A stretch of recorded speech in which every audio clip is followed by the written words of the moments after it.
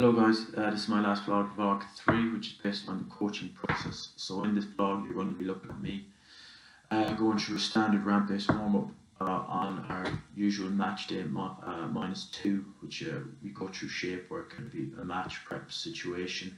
So we're going at 11v11, so I base my session around what the coaches are going to do in theirs. So the number of players I have, we're looking at a standard ramp-based warm-up, looking at some low-level plyometrics, into some footwork, and then just a little reaction agility work at the end, just to prepare them mentally and a bit physically for what lies ahead. So throughout you'll hear me talk and just see what I do and what I can improve, and just look at me reflect and review of my behaviours throughout the session. So my coaching process is in 3 simple forms. I plan the session, what's the topic, what are my aims of the session, then I review it, is it applicable to the boys and what they're going to do in the main session. Am I on grass, am I on Astro, what equipment do I have available, what numbers do I have, and then I look back and reflect and analyse the areas I've done and what could have done better. Was this applicable to the boys, which I've mentioned earlier? What in terms of the boys themselves, was their learning correct? Was I informing them correctly? What was my style like in terms of coaching? Could I have improved that? So I've set up my groups in 4s because I've got a big number, because we're going to do the match prep session, and we're looking at a number of ramp-based warm-up, just getting the boys physically and mentally ready for what's ahead in terms of 11v11, which we'll be working on. I detail my warm-up session, which I get a 50-minute block, and I detail that around what the head coaches are going to do in their session. So mine's based around theirs.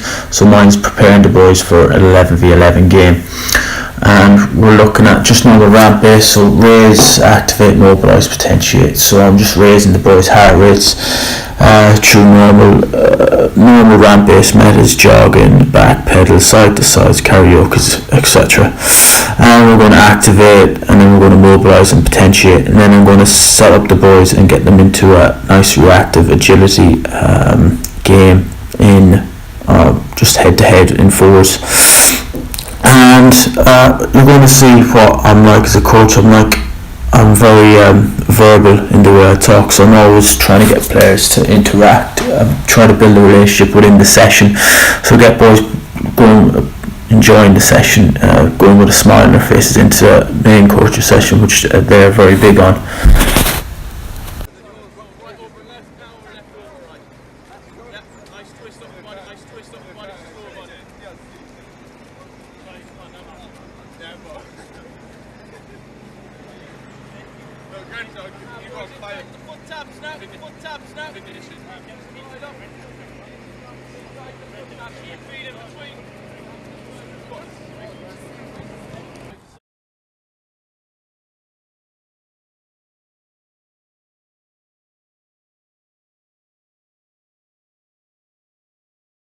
I let that little clip play a bit just to show how I talk and communicate with the players, because I was looking at Sophie Jowett's paper, looking at the coaching relationship between athlete and coach, and how she talks about it takes 2 to bring about change in terms of developing and the performance of success.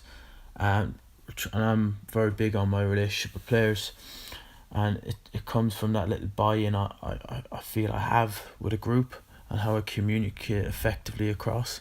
It's just in terms of physically demonstrating, which I'll go on to further later on, that could be improved in terms of my behaviour, because verbally I'm quite good with the boys in that sense of my behaviour, but demonstration wise, which I'll show later on and take out a clip which I feel is adequate to the question that you're asking in this assignment.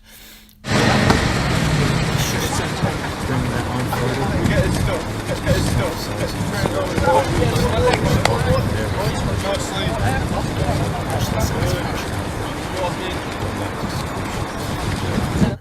So now we've gone from the low level plyometrics into just now more plyometric based into that acceleration.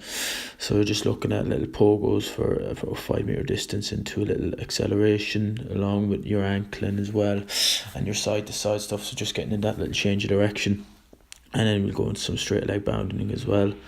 And then we'll go into the diagonal bounds, just the more high intensity bounds, the more impact based, and getting them ready for that little phase of the agility and reaction work that we'll be going into at the end. Just a bit of a race, bit of a competition for the boys, just to get that smile on their face, which the coaches like, going into their main session, which is the match prep session. We're just kind of looking at the way I go myself. I'm kind of staying in that one area. I'd like to move out a bit more looking back on it. So this is why this video analysis is really good to look back.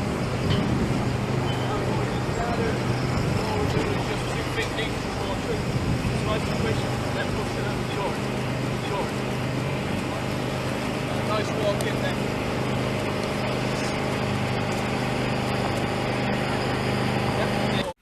Now I've brought in a bit more fun based stuff in terms of ladder work, because from my experience with this group of boys for the past season, they really they enjoy a bit of competition, a bit of something to challenge them, because I don't bring out the ladders too much, because I don't tend to like them at all. But in terms of getting them ready for agility and reaction work, I see it very beneficial. And the boys really enjoy it as well. They buy into it a bit more. It's a bit more footwork based. They enjoy it. So I bring this out just before to get them ready, just before the agility and reaction stuff. And it's just something challenging. Because I see a lot of stuff on Instagram, YouTube, all this about different people, loads of different people doing different ladder stuff, which is cool and all that. But it's they buy into it. So there is some benefit of it, if you like, but I'm not a fan. But Okay, boys, just walk back, relax on the yellow pole. Explain the last little bit. Yeah, what's going to happen? You'll just see a triangle just around you. So you got yellow, blue, red, blue, white. You're going to shout the colour. You're going to stand on the yellow pole. So perfect. Now look, really short. I'm going to shout colour. If I shout blue, you're going to backpedal, hit the blue, and then brace out to the last blue. Okay? If I my apologies, the microphone and the video seemed to be a delay, which we couldn't fix during the session or afterwards. So I just explain. So I verbally communicated with the boys the main bit of the reaction and agility work, which I feel was detailed, adequate for their level. But I feel, looking back on it, I needed to actually demonstrate myself and go through it instead of verbally instruct them. As in, you look at society now in terms of the young people and how they learn, it's vision oriented. They see and they do, which is in relation to a lot of technology nowadays. So I think going forward, changing that aspect, demonstrating more myself, and then verbally backing that up at the end, would seem to work that much better. So this vlog 3, it's made me appreciate the coaching process that much more, in terms of planning. So what's my aims of the session? What do I need to get out of the players? How many numbers do I have? What equipment do I have?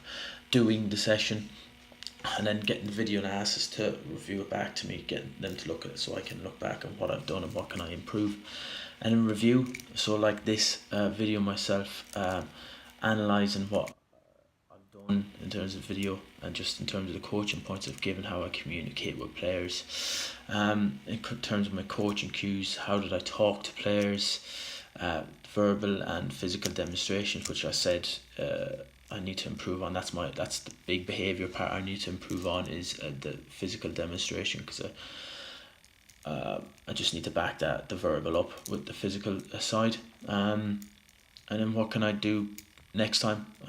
What can I do in the next session to make the players better, buy them in a bit more, and just gear towards the main session. Thank you very much for looking at my vlog. Hope you enjoyed it. It's really brought me on a lot, and I look forward to doing more of these in the future.